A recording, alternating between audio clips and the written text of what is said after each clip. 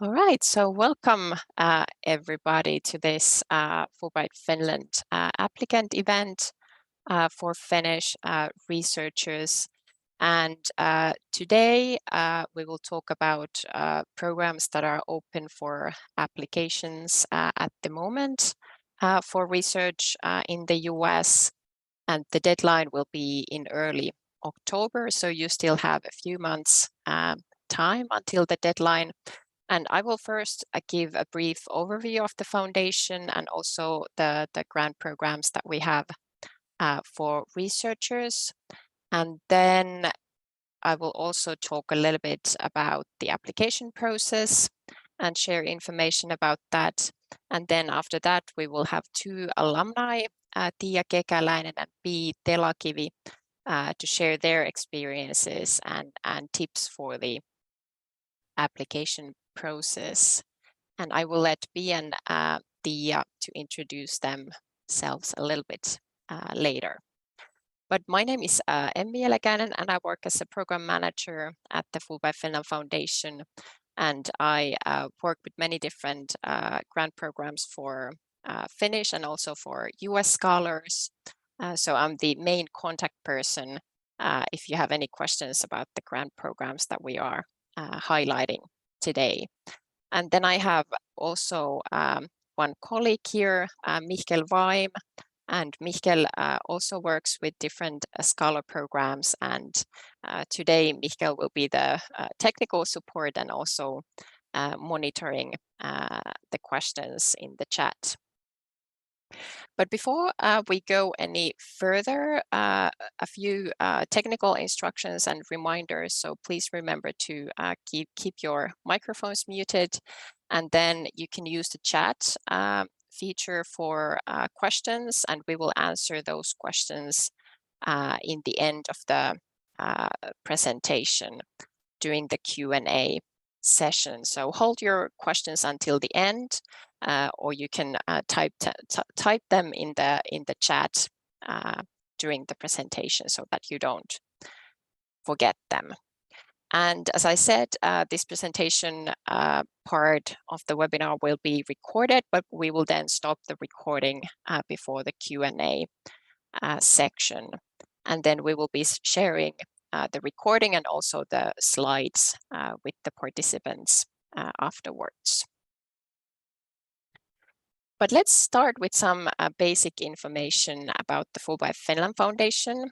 So we are an independent, private and not-for-profit foundation based in Helsinki, and we are specializing in cultural exchanges between Finland and the US. And we offer different services and trainings to support the internationalization efforts of Finnish higher education institutions. And then we also provide advising, training, and information services for students, researchers, and working professionals. So for example, if someone wants to go to study in the US, they can always reach out to us to ask anything about that. And then maybe this is the most well-known part of our work. So we offer numerous grant programs for different purposes. So the grant programs for research that we are highlighting today, those are not the only ones that we offer, but we also have many other programs for students and professionals for different purposes as well. And every year we have about 100 grantees in total. And one important and maybe unique feature in our programs is that we are always looking for people who want to be cultural ambassadors and also future change makers in their field, and people who are interested in building bridges between these two countries, so Finland and the US. And many of our grant programs are part of the global Fulbright program. So the Fulbright program operates in 160 countries worldwide, And in most countries, it's administered by the US Embassy. But then there's also, in some countries, there are Fulbright commissions. So actually 49 countries have those commissions that are binational, meaning that the program is jointly funded by the national government and the US government. And Fulbright Finland Foundation is among those countries. And we actually have a very wide funding base because in addition to the governmental funding, there's also funding coming from partnerships with different institutions. And actually most of the funding comes from Finland. And as I mentioned earlier, we have grant programs for many different purposes, but today we are focusing on the ones that we have for research in the US. And these grants are meant for all academic fields. There are some exceptions in medical sciences. So, for example, projects including clinical training or patient care are not possible under this program. But if you're from medical sciences and if you're unsure if your project is eligible, you can always reach out and ask. And most of our programs are for Finnish citizens, so the citizenship is required. There is one exception for this, which is our travel grant program that I will talk a little bit more in the end of the presentation. And then it's important to remember that our grants are not just research grants, and they are not traditional research grants, but they also include many other program benefits. So, for example, we organize a comprehensive orientation training that includes online materials, webinars, and also one in-person orientation seminar here in Helsinki before traveling to the US. And then we also offer a supplementary accident and sickness benefit through the program, then free of charge visa in most of the programs, and also support during the visa application process, and then personal advising services. So we have named program coordinators for each grantee that are always available for questions that the grantees have. And then some additional cultural program is organized by our program partner in the US. And then, of course, a global alumni network. So the grantees have access to the network here in Finland and also in the US. And actually, we have a very active alumni network, especially in the US. So that is something that the grantees can utilize. And then, as I mentioned earlier, our programs always include this cultural exchange aspect. So these grants are not just academic or professional exchanges, but we are always seeking cultural ambassadors and change makers who really want to make a difference through their work. And this is also the reason why all Finnish applicants are interviewed as a part of the selection process. So here we have the grant programs that we offer for doctoral students for research in the US.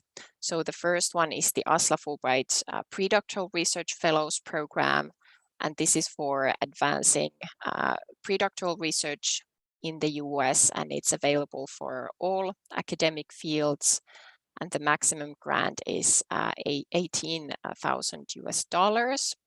And these grants are always co-shared with the applicant's home university. So that means that the home university should cover half of the total grant amount. And on our website, we have a list of the universities that are participating in cost sharing grants in this grant program. So before you start an application, it's important to check if your university is listed there. And then there are also some university specific instructions. So it's important to check that from the website. For example, the process for the applicants from the University of Helsinki is a little bit different. But you can find all that information in the application instructions. Then we also have the Fulbright Kaute Foundation Award. And this is sponsored by the Kaute Foundation. And this is for doctoral students in the fields of business, economics, and technology. So if you're from those fields, then this might be interesting for you. But otherwise, it's very similar with the first category in this slide. And in this one, the home university cost share is not required. And then here you can see the grant programs that are open for junior scholars. So for those who have completed their PhD less than 4 years ago. And some of these grants are for all fields, and some are for specific academic fields. And so the first one is open for all fields, and then we have 2 sponsored field-specific awards, the Fulbright Technology Industries of Finland grants, and then the Fulbright Kaute Foundation Award.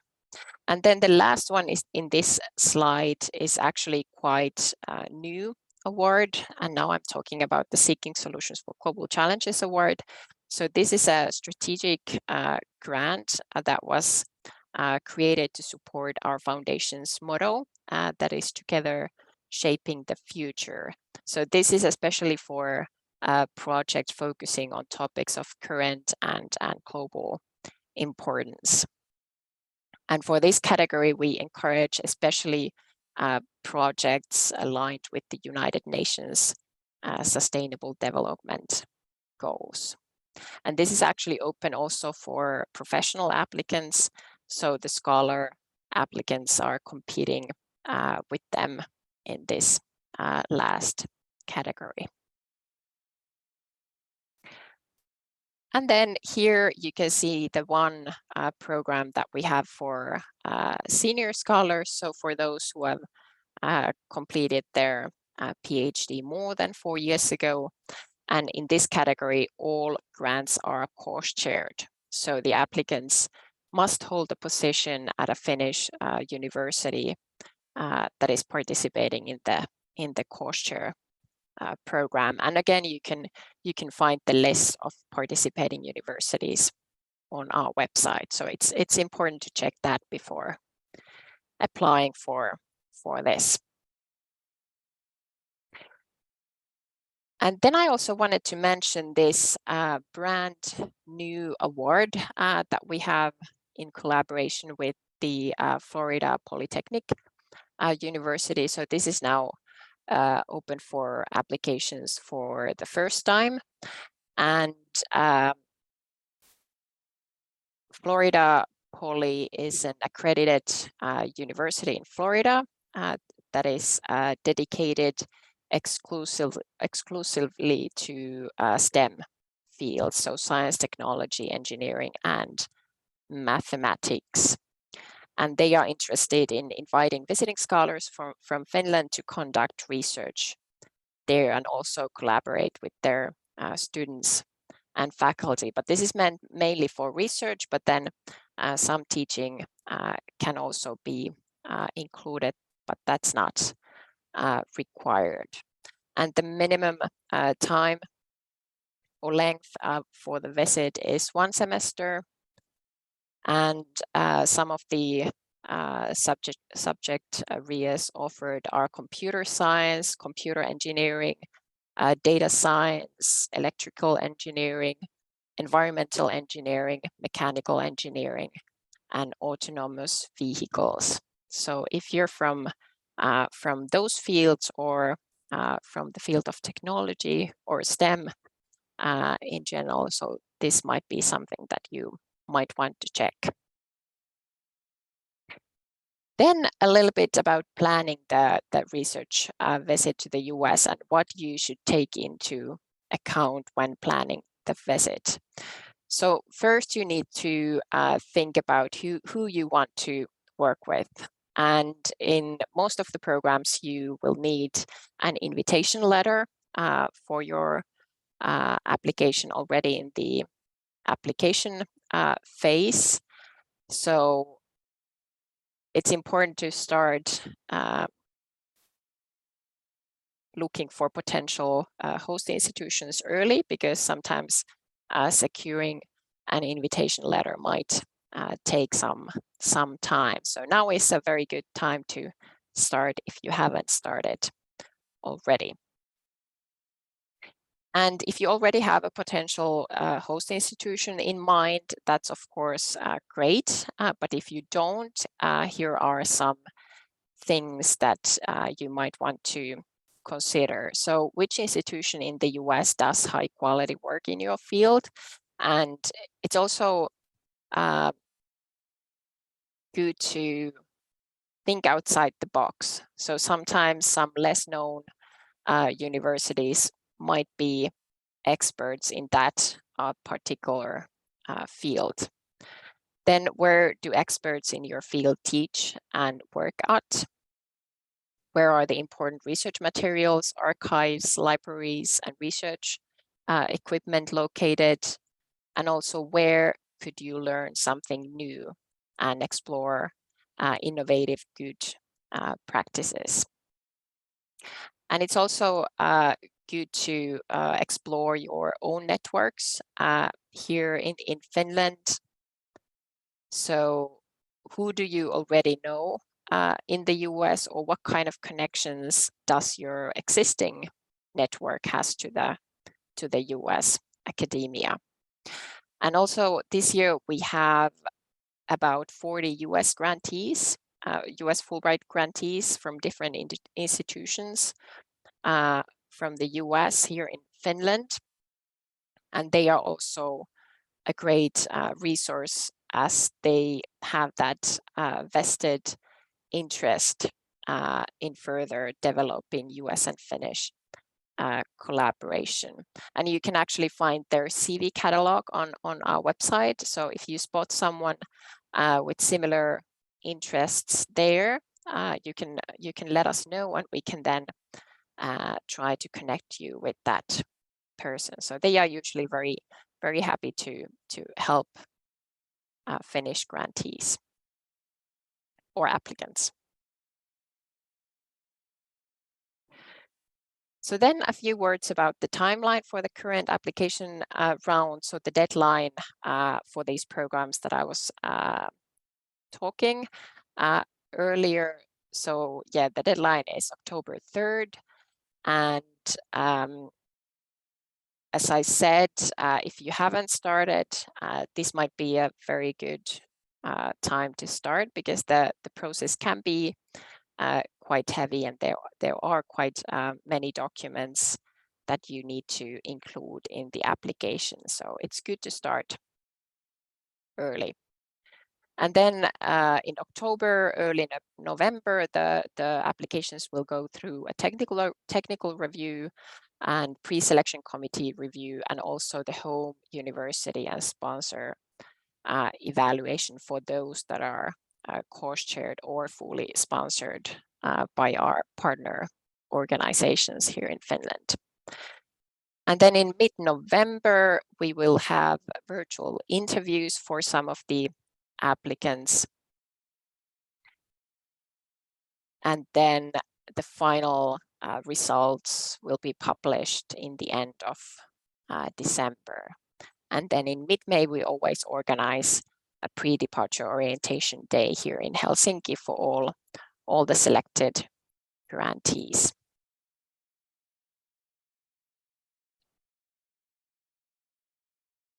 And then a little bit about the evaluation criteria. So the applicants are evaluated by committees comprised of our alumni and other experts from academia. And our committees use this criteria in assessing the applications and also the interviews. So first of all, motivation for applying to the Fulbright Finland Foundation programs. So because our programs promote cultural exchange and exchange of knowledge between Finland and the US, it's very important for us to hear your motivation for joining the program. And then, of course, strength of the proposal, so relevance, clarity, innovativeness, feasibility. And then it's important to clearly explain the rationale for conducting the project in the US. So why you have to go to the US to do this and why this particular institution. And then potential outcomes and impact, that's always important. So what's the impact for a wider audience or the society at large, and also for Finland-US relations, and also for applicants' home and host institutions. And then, of course, academic and professional merit is one criteria. But you can read more about the criteria that we use on our website. So there's a little bit more information there. So before I give the microphone to our alumni, I wanted to quickly mention one short-term opportunity that we have for scholars for research in the US. So this is open for all researchers in Finland, and this one doesn't have the citizenship requirement that the other programs have. So this program is for short-term research visits in the US, and the visit can be as short as 1 week, but no longer than 3 months. And in this category, the maximum grant is 4,000 euros, and it can be used for travel costs, such as flights and accommodation during the visit. And the next application round for this program will be opened later in the fall. We haven't decided the deadline yet, but it will most likely be in early 2024. So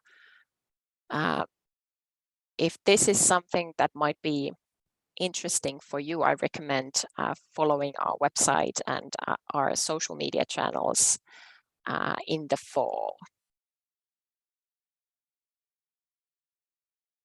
All right, that was actually everything that I wanted to say at this point. And now we will have Tiia Kekäläinen from the University of Jyväskylä to tell about her Fulbright experience. So Tiia spent the spring semester 2022 at the Florida State University.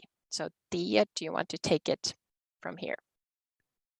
Yes, thank you, Emmi. Could you go to my slides? Yeah, so I'm going to tell you a little bit about my Fulbright period and also try to give you some tips based on my experience. Could you go to the next one? Yeah, I went to Department of Geriatrics, College of Medicine in Florida State University. It is located in Tallahassee. And my host was Professor Antonio Terraziano.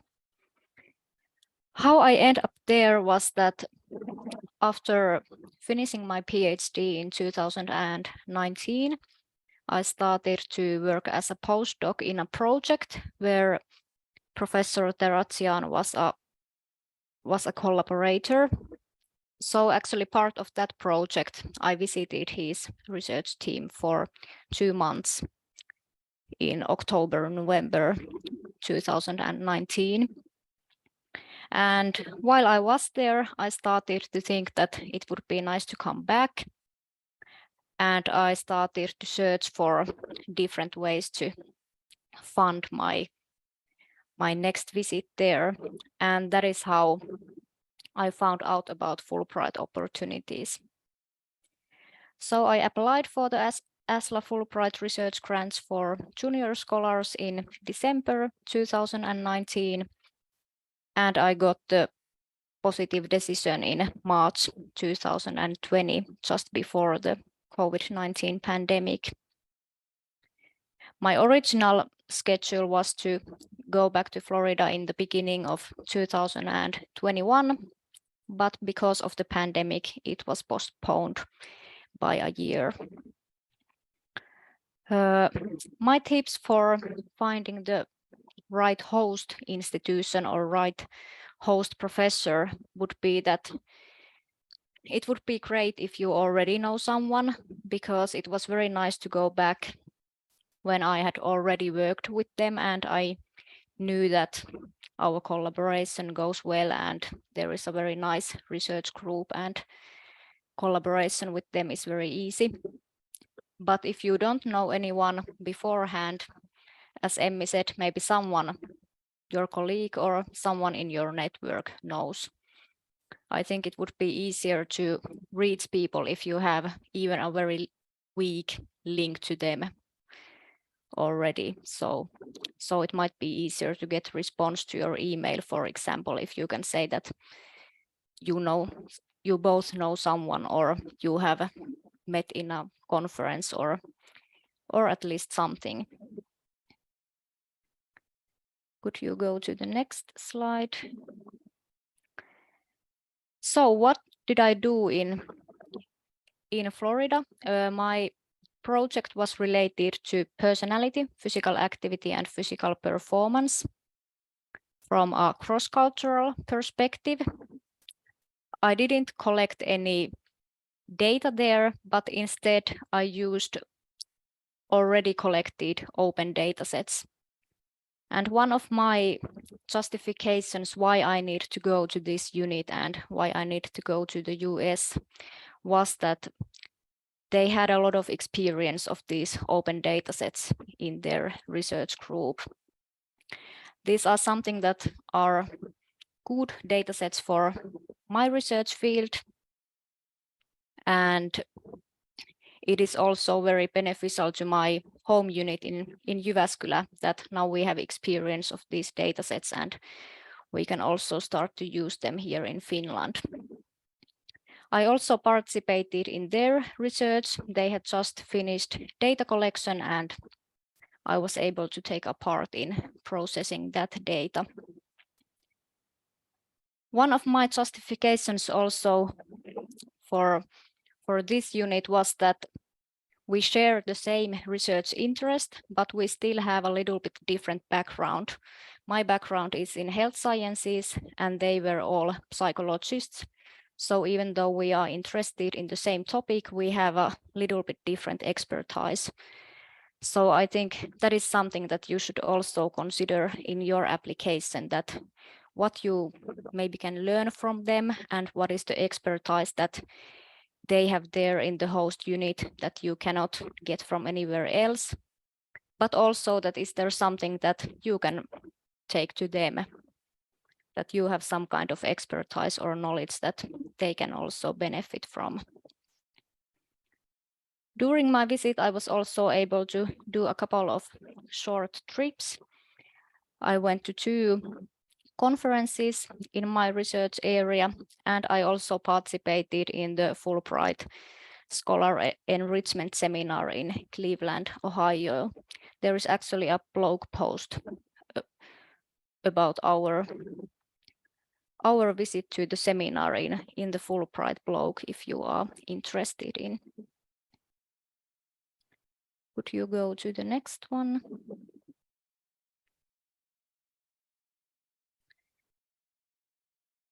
Yeah, lastly, a couple of words about why it was very beneficial for me to go to the Fulbright period. Of course, I got some publications during my period, and we actually have a couple of manuscripts still in progress based on the data from the host unit.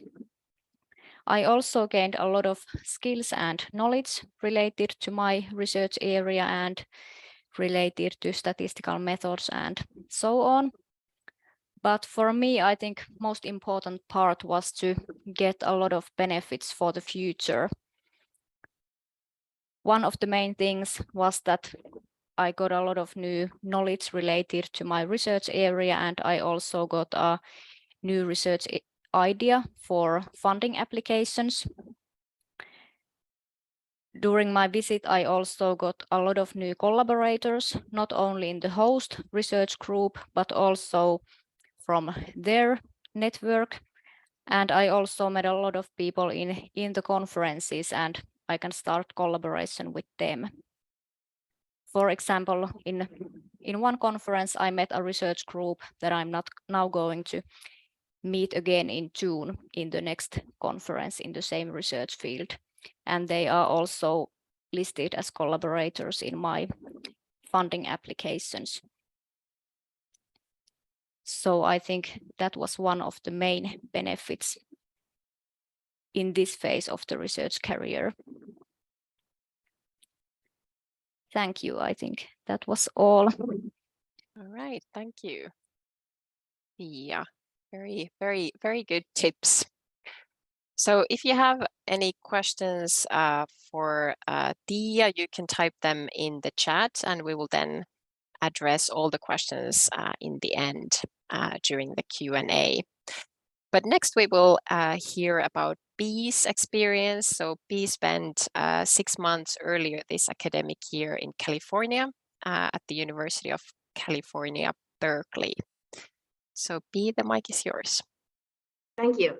Okay, good to see you all. Actually not seeing you, but you can see me.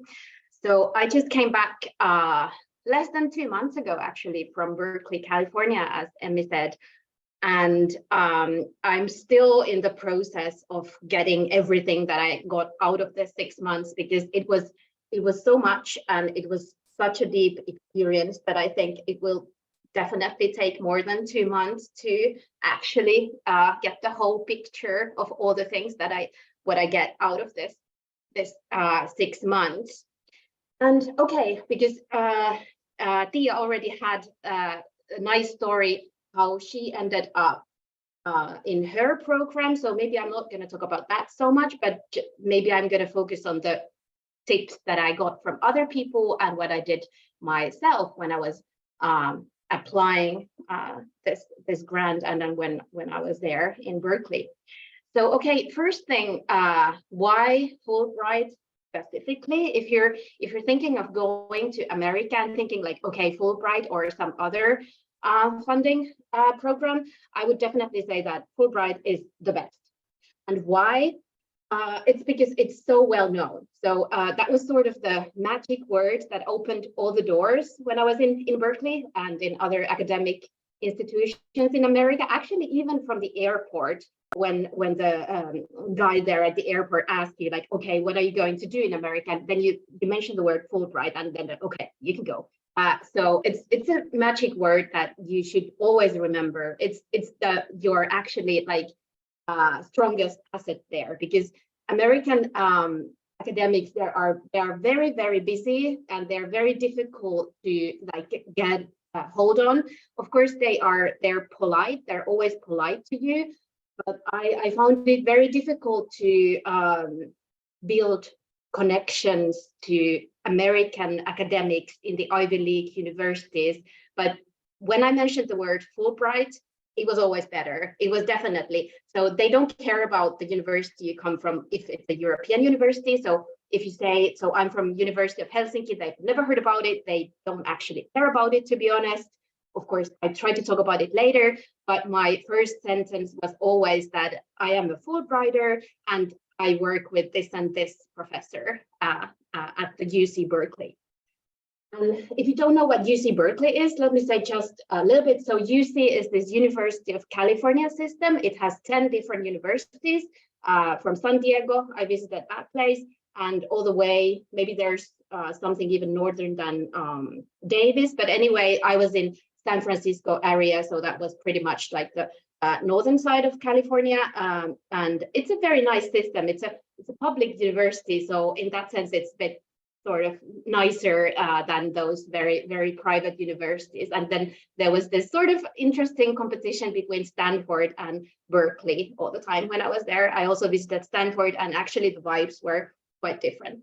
But yes, always mentioning that I'm a Fulbrighter, and then people were interested in me as well.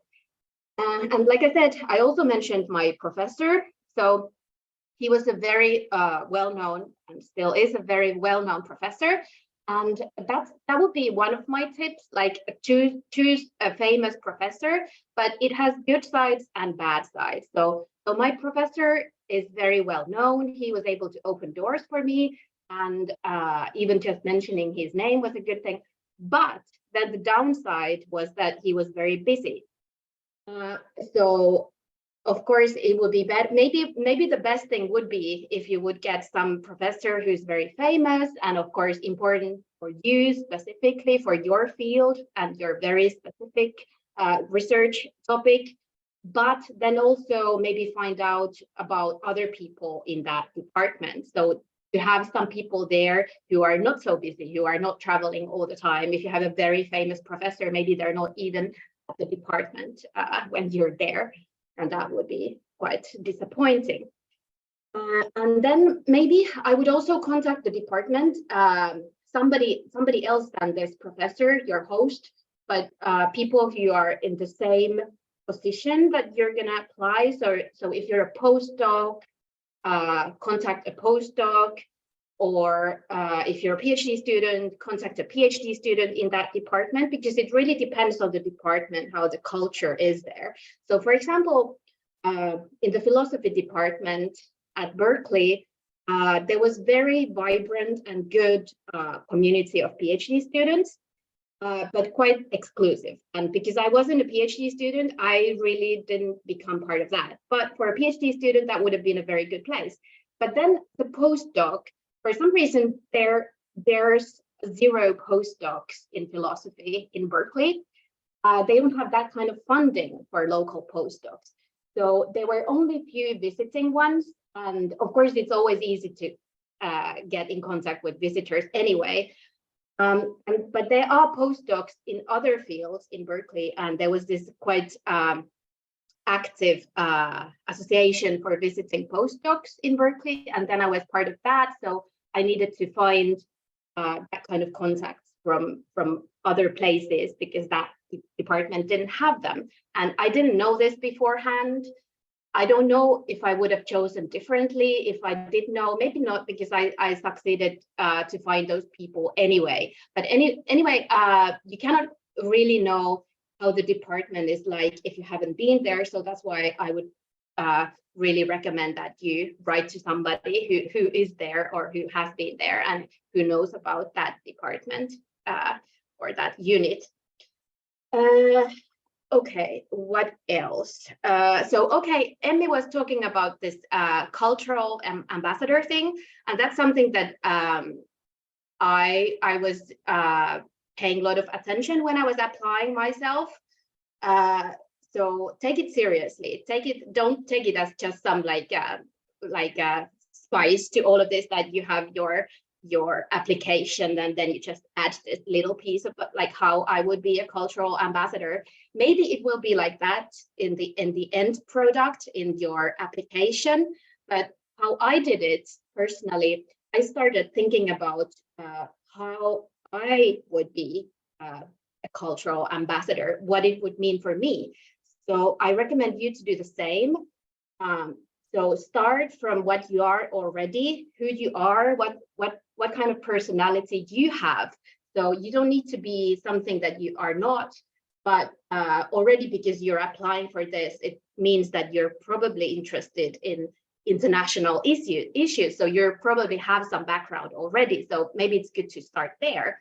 And you can make it fun. You can think about ways to do it. And if you will really go there in America, you will need this thought process already, because it's really a constant work. I was all the time 24/7 a cultural ambassador, because of course everybody's asking about Finland, and then it's good to always check, okay, what year was our like continuation war or blah blah blah, because everybody's asking about them quite often. And it was very nice to be in that role. And of course it's easy to come from Finland because we have quite good government, at least we did a while ago, or yeah, but still it's not as bad as some other countries, so it's easy to be proud of Finland in many ways.